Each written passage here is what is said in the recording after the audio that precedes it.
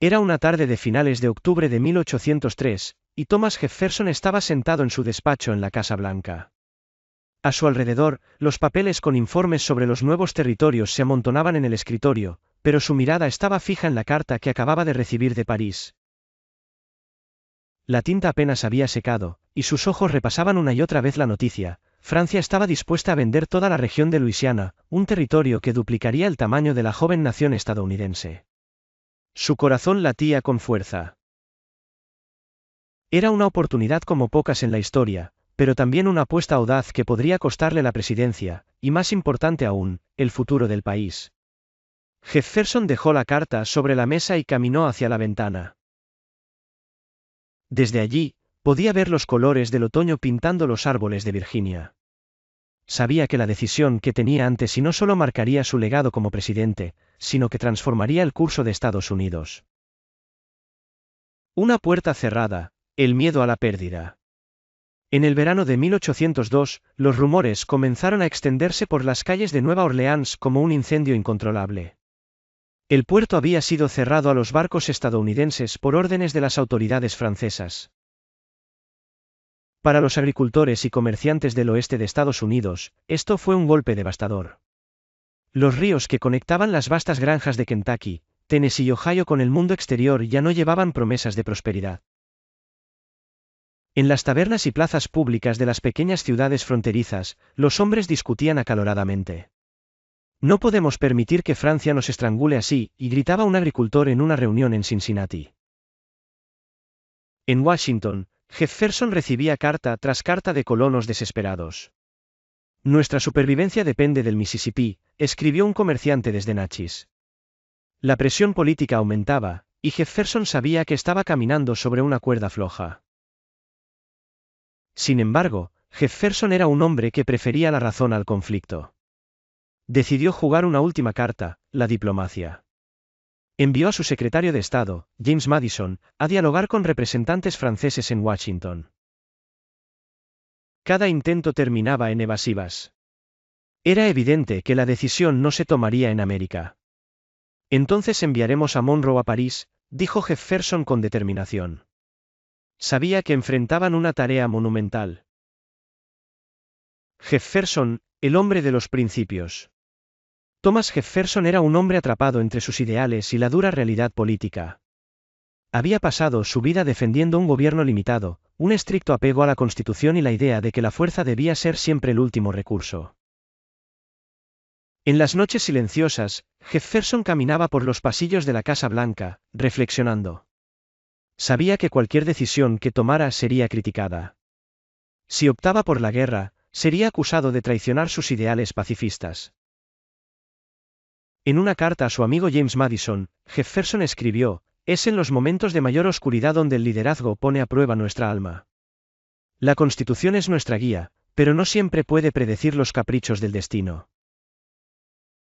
Sus enemigos políticos, los federalistas, estaban al acecho, listos para usar cualquier error como arma en su contra. Sin embargo, Jefferson no podía permitirse dudar. Envió instrucciones claras a Monroe. París, los giros del destino. La ciudad de París, a principios de 1803, era un hervidero de intrigas y tensiones. Mientras los carruajes traqueteaban sobre las calles empedradas, la sombra de una inminente guerra con Gran Bretaña se cernía sobre Francia. En los salones del Palacio de las Tullerías, Napoleón Bonaparte planeaba sus próximos movimientos. Cuando James Monroe llegó a París, su misión parecía casi imposible. Francia era una potencia militar y política incomparable.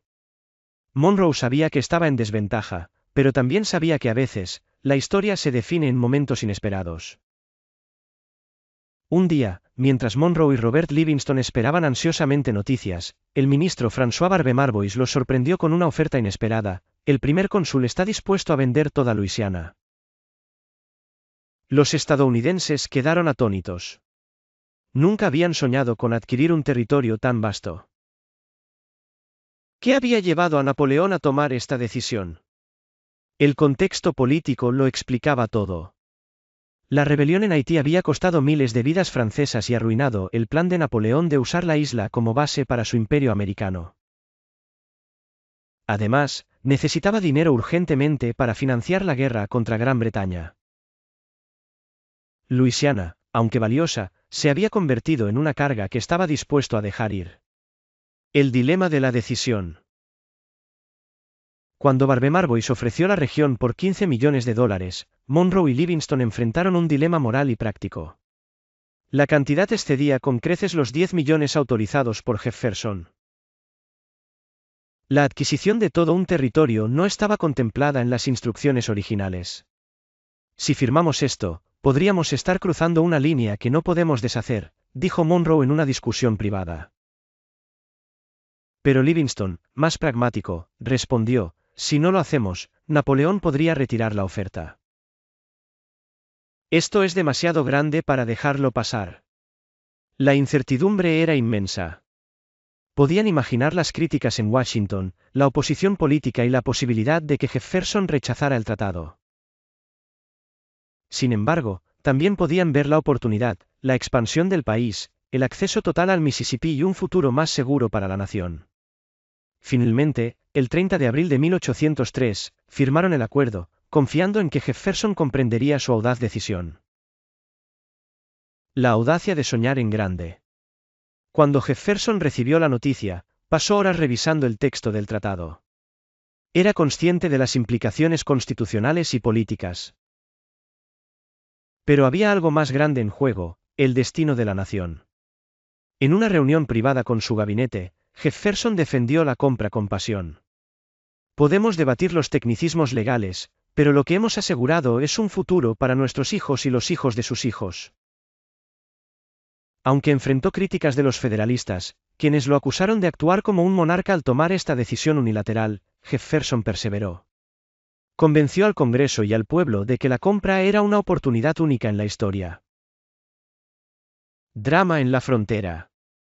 Mientras las noticias de la compra de Luisiana se extendían por el país, los colonos del oeste celebraron la promesa de nuevas tierras. Sin embargo, en el territorio adquirido, la realidad era mucho más compleja. Las tribus indígenas, que habían habitado estas tierras durante siglos, enfrentaron una nueva ola de colonización que amenazaba su modo de vida. Las primeras incursiones de colonos en Luisiana fueron tensas. En las praderas del actual Missouri, grupos de nativos observaron con recelo cómo llegaban extraños con carros cargados de herramientas y ganado. Algunas tribus intentaron negociar, mientras que otras se prepararon para resistir. Para los exploradores Lewis y Clark, el territorio no era solo una tierra de promesas, sino también de desafíos. Atravesaron ríos traicioneros, soportaron inviernos brutales y enfrentaron tensos encuentros con tribus que desconfiaban de sus intenciones. Sin embargo, su misión marcó el inicio de una nueva era para Estados Unidos. El legado de Luisiana. La compra de Luisiana transformó a Estados Unidos, duplicando su tamaño y cimentando su lugar como una potencia en el continente.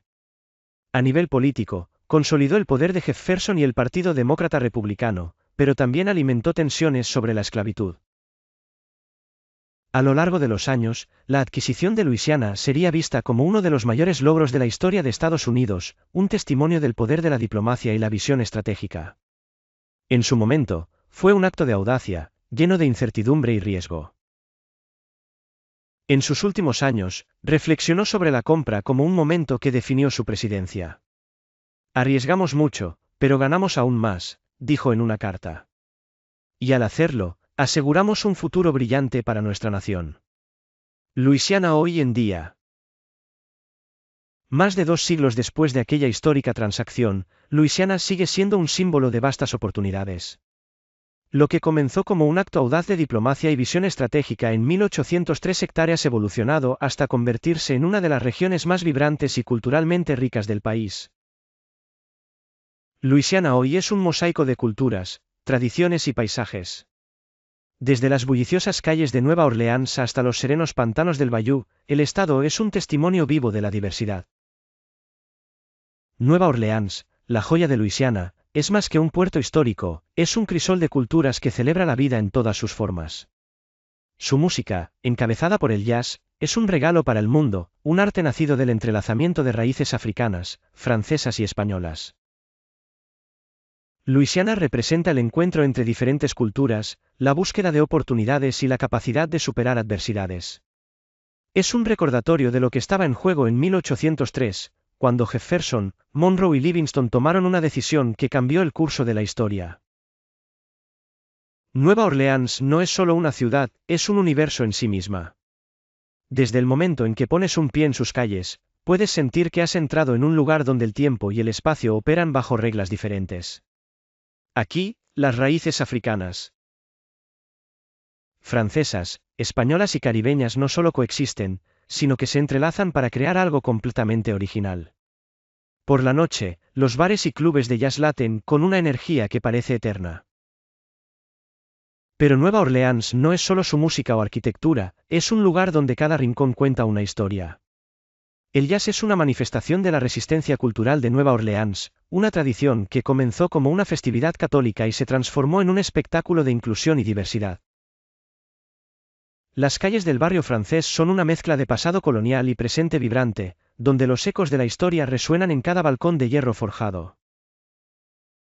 El Mardi Gras, con su desfile de carrozas coloridas y máscaras elaboradas, es quizás el ejemplo más famoso de cómo Luisiana celebra su herencia única. El Mardi Gras también es un reflejo de la historia de la ciudad, una historia de colonización, resistencia y reinvención constante.